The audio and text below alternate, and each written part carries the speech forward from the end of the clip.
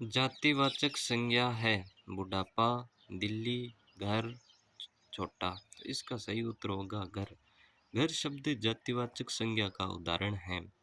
बुढ़ापा में बूढ़ा होना एक अवस्था है, अतः भाववाचक संज्ञा है। दिल्ली एक शहर स्थान का नाम होने के कारण यह व्यक्तिवाचक संज्ञा हो जाती है। छोटा शब्द संज्ञा न होकर एक विशेषण है। अगला प्रश्न है, जातिवाचक संज्ञा नहीं है। शत्रु, बूढ़ा, नारी और निजता। इसका सही उत्तर होगा निजता। निजता शब्द में भाववाचक संज्ञा है। अन्य तीन विकल्प शत्रु, बूढ़ा, नारी जातिवाचक संज्ञा के उदाहरण हैं। जातिवाचक संज्ञा नहीं है संघ, सेना, मेघदूत, सभा। तो इसका सही उत्तर होगा मेघदूत। मेघदूत शब्द व्यक्तिवाचक संज्ञा का उदाहरण है। अन्य तीन विकल्प संघ, सेना, सभा जातिवाचक संज्ञाएं हैं। जातिवाचक संज्ञा है नगर, रमेश, अजमेर, मोहन। इसका सही उत्तर होगा नगर।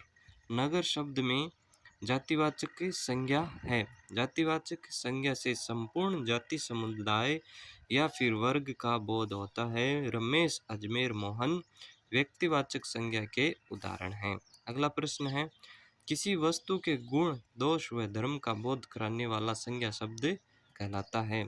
इसका सही उत्तर होगा भाववाचक। अर्थात भाववाचक संज्ञा वस्तु या व्यक्ति के भाव, गुण, दोष व धर्म का बोध कराती है।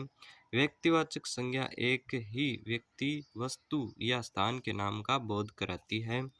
जातिवाचक संज्ञा से वर्ग, समुदाय, जाति का बोध होता है। संज्ञा या सर्वनाम शब्दों की विशेषता बताने वाले शब्द विशेषण कहलाते हैं। अगला प्रश्न है, भाववाचक संज्ञा है सूर्य, मार्च, क्रोध या घर। तो इसका सही उत्तर होगा क्रोध। क्रोध शब्द में भाववाचक संज्ञा है। सूर्य संपूर्ण ब्रह्मांड में एक ही है, इसलिए व्यक्तिवाचक संज्ञा है। मार्च महीने का नाम है, अतः व्यक्तिवाचक संज्ञा होगी। घर शब्द से वर्ग विशेष का बोध होने के कारण जातिवाचक संज्ञा है। भाववाचक संज्ञा शब्द है नम्रता, होली, पिता, पहाड़। तो इसका सही उत्तर होगा नम्रता। नम्रता मन का भाव है एवं व्यक्ति का एक गुण भी है, इसलिए भाववाचक संज्ञा है। होली त्योहार का नाम है, इसलिए व्यक्तिवाचक संज्ञा होगी। पिता एक जातिवाचक संज्ञा है। पहाड़ वर्ग विशेष का बोध करवा रहा है, अतः जातिवाचक संज्ञा होगी। अगला प्रश्न है, नौकरी शब्द है व्यक्तिवाचक संज्ञा है, भाववाचक संज्ञा है, जातिवाचक संज्ञा है, सर्वनाम। ये बहुत ही मोस्ट प्रश्न है, तो इसका सही उत्तर होगा भाववाचक संज्ञा। नौकरी भाववाचक संज्ञा का उदाहरण है। भाववाचक संज्ञा से व्यक्तियों या पदार्थों के धर्म, गुण, भाव, स्वभाव, व्यापार आदि का बोध होता है। भाववाचक संज्ञा है मीठा, मिठास, खेल, अजमेर। इसका सही उत्तर होगा मिठास। मिठास भाववाचक संज्ञा है क्योंकि यह किसी पदार्थ के मीठेपन के गुण का बोध करवा रहा है। निजत्व संज्ञा शब्द है व्यक्तिवाचक, भाववाचक और द्रव्यवाचक या फिर जातिवाचक। तो इसका सही उत्तर होगा भाववाचक। निजत्व सर्वनाम से निर्मित भाववाचक संज्ञा है। निजत्व शब्द सर्वनाम शब्द निज से बना हुआ है। श्रेष्ठता शब्द में संज्ञा है भाववाचक संज्ञा, व्यक्तिवाचक संज्ञा, जातिवाचक संज्ञा या क्रियावाचक संज्ञा। तो इसका सही उत्तर होगा भाववाचक।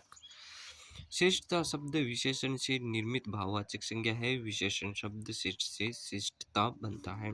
गंगा शब्द है जातिवाचक, भाववाचक, व्यक्तिवाचक या कोई नहीं। तो इसका सही उत्तर होगा व्यक्तिवाचक। गंगा एक नदी का नाम होने के कारण व्यक्तिवाचक संज्ञा है। महाभारत शब्द में संज्ञा है व्यक्तिवाचक संज्ञा या जातिवाचक संज्ञा, द्रव्यवाचक या फिर कोई नहीं। तो इसका सही उत्तर होगा व्यक्तिवाचक।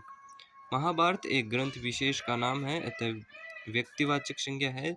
जवान शब्द की भाववाचक संज्ञा होगी जवानी, जुबानी या फिर जीवन या कोई नहीं। तो इसका सही उत्तर होगा जवानी।